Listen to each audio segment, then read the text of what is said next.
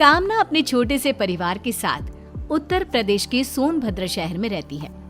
हाल ही में वो अपने बेटे श्लोक की शादी नंदिनी नाम की लड़की से करा देती है, मगर शादी के बाद अपने बेटे में आए बदलाव को वो स्वीकार नहीं कर पाती।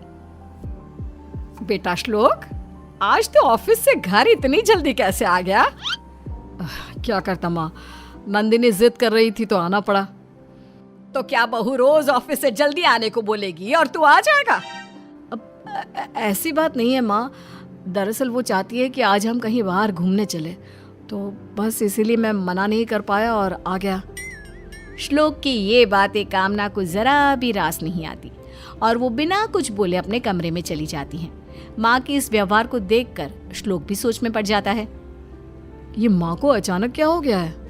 श्लोक सोच ही रहा होता है, तभी वहां नंदिनी आ जाती है। श्लोक, आप आ गए ऑफिस से? अब तुमने इतने प्यार से बुलाया तो कैसे नहीं आता। तो श्लोक साहब, आज हम डिनर भी बाहर ही करेंगे। अरे लेकिन माँ को भी साथ ही ले चलते हैं ना, वो होंगी तो और भी ज्यादा मजा आएगा। श्लोक और नंदिनी कामना के कमरे में जाते हैं। माँ आप तैयार हो जाइए, हम सब आज बाहर घूमने चल रहे हैं। क्या सच में तुम लोग मुझे भी अपने साथ लेकर चल रहे हो? तो और क्या, हम लोग आपके बिना कहीं जा सकते हैं भला? चलिए ना मम्मी जी, अब फटाफट से तैयार हो जाइए आप। कामना झट से तैयार होकर श्लोक और नंदिनी के साथ चल देती है। तीनों मार्केट के लिए निकल पड़ते हैं, जहां रास्ते में नंदिनी श्लोक का हाथ पकड़ते हुए चलती है। अपने बेटे और बहू को इस तरह साथ चलता देख कामना उन्हें टोकती है। अरे हाथों में हाथ डालकर क्यों चल रहे हो तुम दोनों? ये तुम दोनों का बेडरूम नहीं, हमारी गली है, मोहल्ला है, जहाँ लोग एक चीज देखते हैं और चार बातें बोलते हैं। अब भी ना मम्मी, नंदिनी मेरी बीवी है, अब उसका हाथ नहीं पकड़ूंगा तो फिर किसका पकड़ूंगा? और फिर लोगों के बारे में सोचना ही क्यों है? हाँ, अब मेरी बात कहाँ मानोगे तुम? बीवी जो आ गई है तुम्हारी। नहीं माँ जी, आप गलत समझ रहे हो। अरे रहने दे बेटा, जिस उम्र में तुम लोग हो ना, उस उम्र से मैं भी निकल चुकी हूँ, लेकिन मैंने तो कभी कोई ऐसी हरकत नहीं की। कामना की बातों से दोनों का दिल दुख जाता है और पूरे रास्ते वो दोनों एक दूसरे से दूरी बनाकर चलते हैं। अगले दिन, नंदिनी खाना बना के नहीं, बहुत भूख लग रही है। वैसे भी लाई 2 मिनट में। अरे जल्दी कर बहू, मेरे बेटे को ऑफिस के लिए लेट भी हो रहा है। कामना आगे कुछ बोलती इससे पहले ही नंदिनी सभी के लिए खाना ले आती है।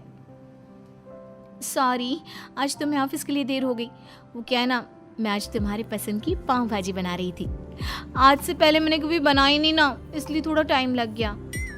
एक पाव भाजी बनाने में तूने इतने घंटे लगा दिए। अरे मुझसे बोल दिया होता, मैं बना देती अपने बच्चे के लिए पाव भाजी। वैसे भी ना श्लोक को सिर्फ मेरे हाथ की पाव भाजी ही पसंद है, किसी और की पाव भाजी की तरफ तो वो देखता तक नहीं। कामना की इन बातों से एक बार फिर नंदिनी निराश हो जाती है। तभी नंदिनी को दुखी देख श्लोक कहता है, माँ आप ये क्या बोले जा रही हैं?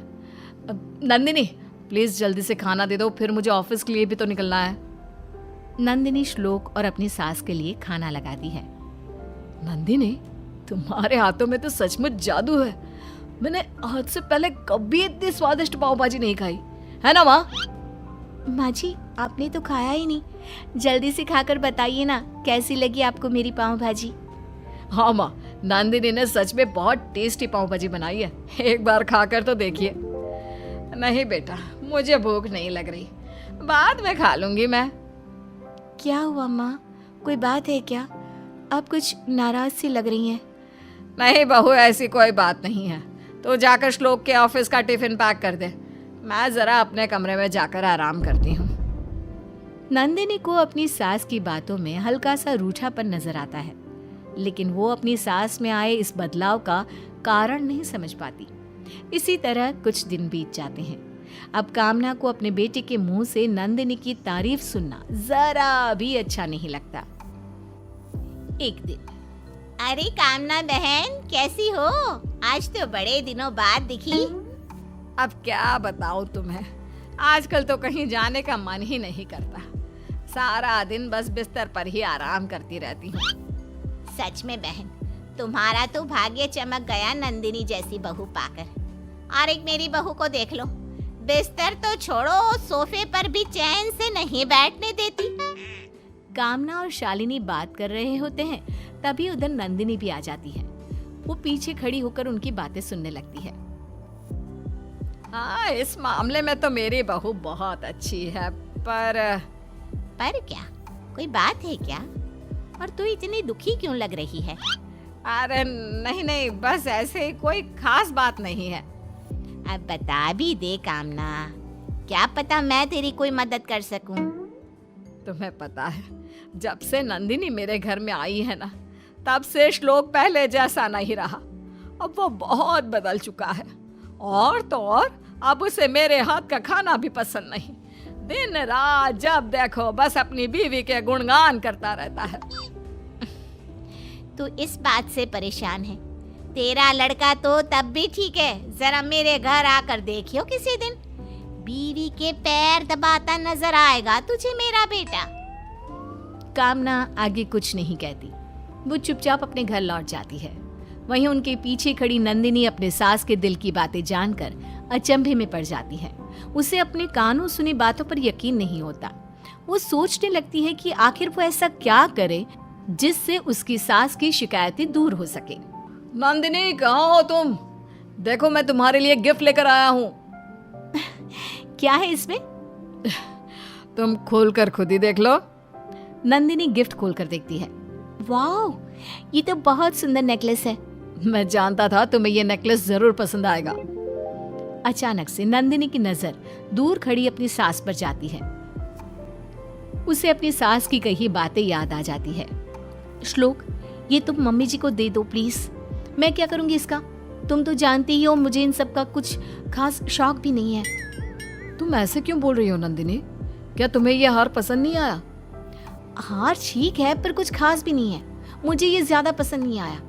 आप एक काम कीजिए ना, ये हार आप मम्मी जी को दे दीजिए। श्लोक गुस्से में अपना पैर पटकता हुआ वहां से चला जाता है। कुछ ही देर बाद नंदिनी सभी को खाने के लिए आवाज देती है। नंदिनी सभी की थालियों में खाना परोसती है। नंदिनी, ये आज कैसा खाना बनाया है तुमने? इसमें तो जरा भी स्वाद नहीं है। हाँ बहू, इसमें तो नमक मिर्च मसाले कुछ भी नहीं है। शायद मैं भूल गई होंगी मम्मी जी, मुझे माफ कर दीजिए। लगता है तुम खाना बनाना भूल चुकी हो नंदिनी। माँ, क्या आप दूसरा खाना बना देंगी? बहुत समय हो गया है, आपके हाथ का कुछ खाया भी नहीं है। कामना झट से रसोई में जाकर खाना बनाने लगती है। आधे घंटे बाद कामना सभी के लिए खाना बनाकर ले आती है, जिसे वो सबसे पहले श्लोक को देती है। वाह माँ, आज कितने दिनों बाद आपके हाथों का खाना खाया है। आपके हाथों में आज भी वही स्वाद है जो पहले हुआ करता था। अपने बेटे के मुंह से इतने दिनों बाद तारीफ सुनकर कामना आज बेहद खुश होती है। नंदिनी भी ये सब देखकर मन ही मन बहुत खुश होती है। खुश भी क्यों ना हो, आखिरकार उसकी मेहनत रंग जो ला रही है। अगले दिन, माँ, आज भी प्लीज आप ही खाना बना दीजिए। कल के बाद तो नंदिनी के हाथ का खाना खाने का मन ही नहीं कर रहा। हाँ हाँ बेटा, क्यों नहीं, मैं अभी तेरे फेवरेट आलू के पराठे बनाकर लाती हूँ। कामना अब खुश रहने लगी थी, और खुश भी क्यों ना हो, अब उसे उसका पहले वाला बेटा जो मिल गया था। लेकिन जितना श्लोक अपने माँ के करीब आ रहा था, उतना ही वो नंदिनी से दूर होता चला जा रहा था। कामना को भी अब उन दोनों के बीच की ये दूरी खलने लगी थी। एक दिन, नंदिनी बेटा, जरा श्लोक के लिए चाय बना कर ले आ। नंदिनी चाय बनाने के लिए रसोई की तरफ जाती है, जहाँ कामना भी उसके पीछे पीछे चल देती है। जहाँ वो देखती है कि नंदिनी श्लोक की चाय में जानबूझकर चीनी की जगह नमक डाल रही थी। अरे ये क्या कर रही है नंदिनी? तुमने श्लोक की चाय में नमक क्यों मिलाया? वो माँ जी, मेरा ध्यान नहीं था। क्यों झूठ बोल रही है बहू? मैंने देखा तूने जानबूझकर चाय में चीनी की जगह नमक डाला। अब बता, तू ऐसा क्यों कर रही है? माँ जी, मैं ये सब आपके लिए ही तो कर रही हूँ। आपको लगता है ना मेरे आने के बाद से श्लोक आपसे दूर हो गए हैं, तो बस मैं उन्हें फिर से पहले वाला श्लोक बनाना चाहती थी। अपनी बहू के मुंह से ये सब सुनकर कामना की आंखें भर आती है। तुझे ये सब किसने बताया पगली? उस दिन मैं जब मार्केट जा रही थी तब मैंने आपकी सारी बातें सुन ली थी मम्मी जी। मतलब तू मेरे कारण अपना बसा बसाया घर तबाह करने चली थी? मुझे माफ कर दे बहू, मुझसे बहुत बड़ी भूल हो गई। मेरा बेटा तेरा पति भी है, इस बात को मैं भूल ही चुकी थी और उसमें आए बदलाव को स्वीकार ही नहीं कर पा रही थी। लेकिन अब मुझे समझ में आ चुका है कि समय के साथ साथ ये बदलाव भी जरूरी होता है। कोई बात नहीं मम्मी जी, मुझे आपसे कोई शिकायत नहीं है। सचमुच मैं बहुत भाग्यशाली हूँ जो मुझे तेरे जैसी बहू मिली। चल अब फटाफट से श्लोक के लिए एक बढ़िया सी गर्मा गर्म चाय बना दे, और हाँ, नमक वाली नहीं, चीनी वाली। जी मम्मी जी।